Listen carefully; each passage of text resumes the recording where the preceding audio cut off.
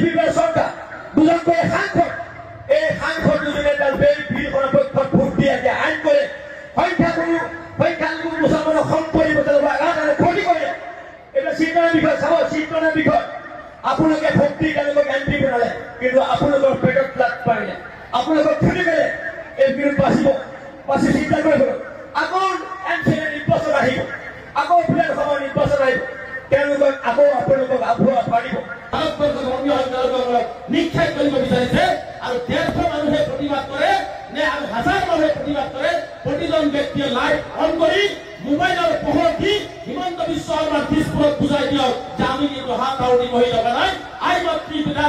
আবাল বৃদ্ধ ডেকাসকলে ওলাই আহি আমি এই আইনৰ বিৰোধিতা কৰিছো এই আইন বাতিল হ'বই লাগিব যিমান মোবাইল আছে চবে অন কৰক আৰু হিমন্ত বিশ্ব শৰ্মাৰ দিশপুৰত বুজাই দিয়ক ওয়াকাবাই আমি নামানো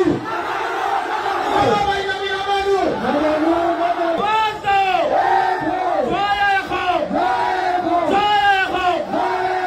ধন্যবাদ জনাইছো আমি মুখ্যমন্ত্রী হিমন্ত বিশ্ব শর্মা ডাঙৰীয়াক দুৰ্বল চৰ্চক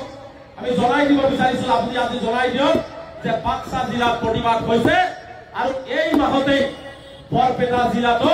বৃহৎ গণসমাৱেশৰ আয়োজন কৰা হৈছে আৰু বাক্সাৰ পৰা হাজাৰ হাজাৰ সংখ্যালঘু ৰাইজে আবাল বৃদ্ধ ডেকা গাভৰু আইমাতৃসকলে নিজৰ গাঁঠিৰ ধন ভাঙি হলেও বৰপেটাৰ সেই জনসমাৱেশত আপোনালোকে উপস্থিত হৈ অসম চৰকাৰৰ বিৰুদ্ধে প্ৰতিবাদ সাব্যস্ত কৰিবনে নাই আচল মিছা কথা আপোনাৰ যথেষ্ট প্ৰতিশ্ৰুতি দি আপোনালোকে ক'ব আমাক এইটো কৰে ভোট প্ৰদান কৰক কিন্তু এটা কথা স্পষ্ট আমাৰ যি সোণালী ইতিহাস পাহৰি নহ'ব কিন্তু এটা কথা ঠিক যিয়ে ইতিহাস পাহৰে তাৰ নিজৰ সংস্কৃতি পাহৰি যোৱা হয় গতিকে যি জাতি সংস্কৃতি নাথাকে এই জাতিৰ কোনো কোনোকালে কেতিয়াও ভৱিষ্যত থাকিব নোৱাৰে ইয়াক আমি বিশ্বাস কৰোঁ আমি সংস্কৃতি লগত লৈ আমাৰ সোণালী ইতিহাস কুচিব নিদিয়াকৈ আমাক যিয়ে আমাক ক্ষতি কৰিলে তাৰ উপযুক্ত সময়ত আমাৰ যি মৌলিক অধিকাৰ তাৰ উপযুক্ত মৌলিক অধিকাৰ এটা প্ৰত্যুত্তৰ দি আমি তাক প্ৰত্যুত্তৰ দি যোগ্য প্ৰত্যুত্তৰ দি আমি দেখাই দিব লাগিব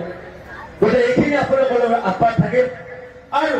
মই দীৰ্ঘ সময়ত বক্তব্য নতুন দুটাৰ কথা আকৌ ক'ব